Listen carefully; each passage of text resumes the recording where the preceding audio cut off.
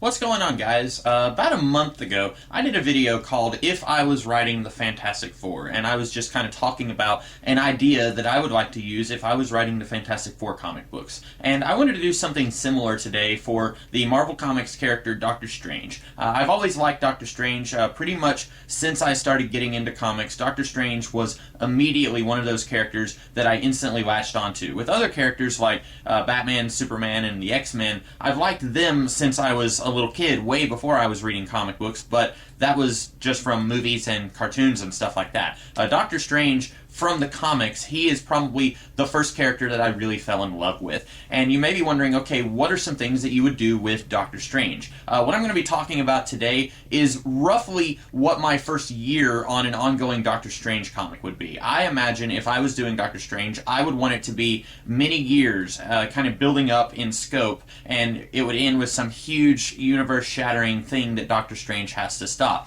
And what I want to talk about today would be the first year in my ongoing run on Doctor Strange. And specifically, I would want to focus on the Eye of Agamotto. What is the Eye of Agamotto? It is something that's been around since the very beginning of the Doctor Strange comics. It's basically just a tool that allows Doctor Strange to focus his magical powers. It helps him use his magical abilities. It's kind of a talisman, and we don't really know very much about it. The Ancient One, when he was first explaining what the Eye is to Doctor Strange, he said that we don't know anything about it. But then he said that the first Sorcerer Supreme, Agamotto, discovered it floating around in space. However, I don't think that that's entirely true. Like I said, the Ancient One said that we don't know anything about where this thing came from. I think it's more likely that Agamotto actually created the Eye of Agamotto. And another thing, in the Marvel Universe, pretty much anytime anyone is talking about this item, they are talking about it as if it is the only Eye of Agamotto. They say, the Eye of Agamotto.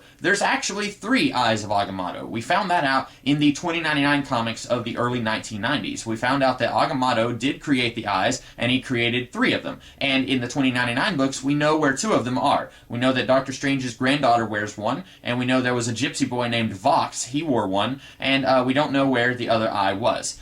So in the present-day Marvel Universe, I would want to reveal that there are indeed 3 Eyes of Agamotto, and Doctor Strange wears one of them. So where are the other 2 eyes? I would say that each eye is held by a different sorcerer, and the other 2 sorcerers, we have never heard of them before, we've never seen them before. I wouldn't say that it's Damon Hellstrom. I wouldn't use a sorcerer who has been in the Marvel Universe before. I would create 2 new characters who are each holding on to their own Eye of Agamotto, and the reason that these eyes are going to come into the story is because of a big, huge demon invasion.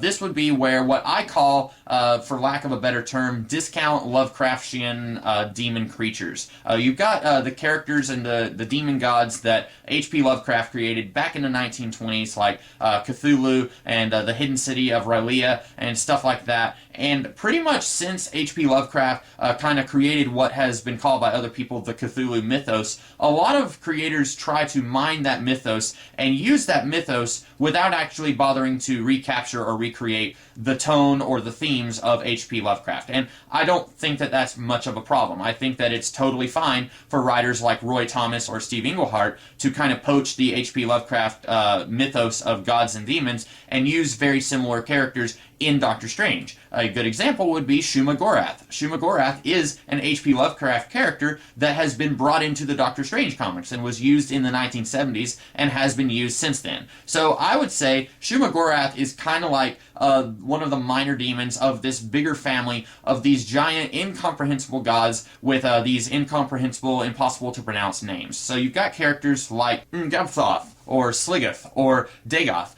Characters like this, they have been kind of minor demons, sort of agents of Shuma Gorath, and most of these guys have only shown up since Doctor Strange became the Sorcerer Supreme. And so I would say that Shuma Gorath, he's been showing up since the Ancient One was the Sorcerer Supreme, so he's kind of older than a lot of these other demons, but all these other guys, they're more or less small fish. And I would say that Shuma Gorath is the first of a much bigger army of these incomprehensible incomprehensible gods who are coming to erase this entire plane of existence. And so Doctor Strange, somehow, he has to find these other two Eyes of Agamotto, and he has to try and unite them so that he can banish all of these god demons from this realm and keep them from destroying everything that he is supposed to protect. So how would he find these other two Eyes of Agamotto? That is where, in my own personal realm of Doctor Strange story ideas, I would want to write Doctor Strange a little bit more how he was written back in the early 1960s. When he first showed up, he was half cosmic protector warrior and half magical detective. I would want to bring back a little bit of that magical detective element. Now, in one of his earliest appearances, he was hired to find out why this guy couldn't sleep. And then he goes into this guy's dreams, and Nightmare, the king of the Nightmare realm, is preventing this guy from falling asleep. I wouldn't go that far. I wouldn't have people hiring Doctor Strange to solve magical mysteries for them, but I would want to restore a little bit of that magical detective element to the character. I feel like pretty much since Steve Ditko and Stan Lee have left the character, and even before those guys left the character, I feel like the idea of him being a magical detective was pretty much just done away with, and he was 100% cosmic protector and warrior, which is fine, but I would want to bring a little bit of that old magical detective element back. And so he has to do a little bit of old school detective work and find out that, hey, he has an Eye of Agamotto, but there's also two other Eyes of Agamotto. And so him and these other two sorcerers, they have to form a temporary truce to hold back this entire demon army. In the 2099 comics, we were actually told that the last time one single sorcerer united all of the Eyes of Agamotto was actually back in the Peloponnesian War, which would have been about 400 BC.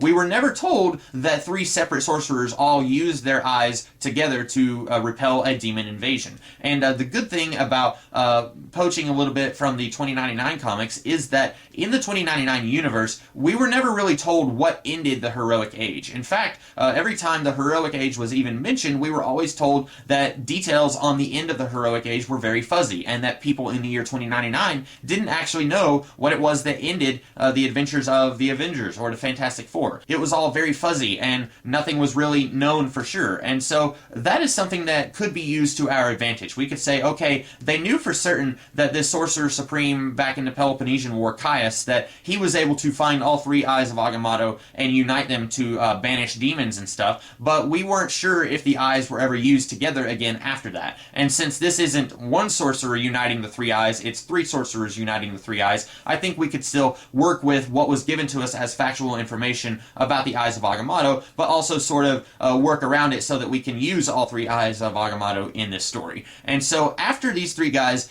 repel this demon invasion, and I think it would be a given that they would repel this demon invasion, after they do that, you have to wonder, can these two other guys be trusted? And I would say probably not. They have stayed completely off the radar for as long as Doctor Strange has been a Sorcerer Supreme, so it's been a while, and now they're afraid that this guy is going to want to take their Eyes of Agamotto away from him. He wants these eyes to keep them out of the wrong hands, and does he have the right to do this? Well, he is the Sorcerer Supreme, and if he senses that maybe there's a threat to this entire dimension, and the Eye of Agamotto, I should point out, is not a Cracker Jack prize. It is a very powerful talisman, and it helps the Sorcerer Supreme use his power so that he can be at his strongest. So these other two guys, who are not Sorcerer Supremes, but they've got equally powerful Eyes of Agamotto, that could be very dangerous. So now, Doctor Strange is going to try and have to get these eyes from these other two guys, and since they've done such a good job keeping themselves off the radar pretty much for about 15 years since Doctor Strange became the Sorcerer Supreme, since they've managed to stay hidden for that long, they're probably going to do a very good job staying hidden. They're not going to let Doctor Strange find them very easily. They're going to put up a fight and make sure that he's not going to be able to find them too easily. But he is going to continue searching for these other Eyes of Agamotto, make sure that these guys, at the very least, make sure that they can be trusted with these very, very powerful objects. And I would say that both of these guys, they're not going to be as evil as, say, Baron Mordo or other evil sorcerers that Doctor Strange has fought, but they are not going to be 100% good like Stephen Strange. Stephen Strange, he is duty-bound to protect this dimension, so naturally, he can be trusted to wear one of the Eyes of Agamotto. He's not going to misuse it and take over the universe or something like that. These other two guys, they are not duty bound, so they could do whatever they wanted with the eye. And right now, we just have to be very thankful that they haven't decided to take over this world or destroy this planet and go somewhere else and hide with their magical talismans. So that is roughly what I would do if I was writing Doctor Strange. I would reveal that there are multiple eyes of Agamotto, 3 of them, and then I would say that Doctor Strange has to work with these two guys who he doesn't really know anything about. He's not sure if he can trust them, and then he would have to try and find these eyes of Agamotto and put them in safekeeping so that these other guys, they don't use them for nefarious purposes. And that is just one thing that I would do if I was writing Doctor Strange. I do have some other ideas, but I won't cover those in this video. So I hope that you guys liked this video. If you did, be sure to like, share, comment, and subscribe, and I will be back later in the week with some other videos. And if you want to see more videos where I talk about if I was writing a certain comic book character, comment on this video, let me know which characters you'd like to see me tackle. I won't make any promises, because if it's a character that I don't care for or I'm not very familiar with, then obviously I'm not going to be doing a video on that. But let me know what you guys thought of this video. I hope that you liked it, and I will see you guys in the future with some more videos. Have a great rest of the day. Catch you later.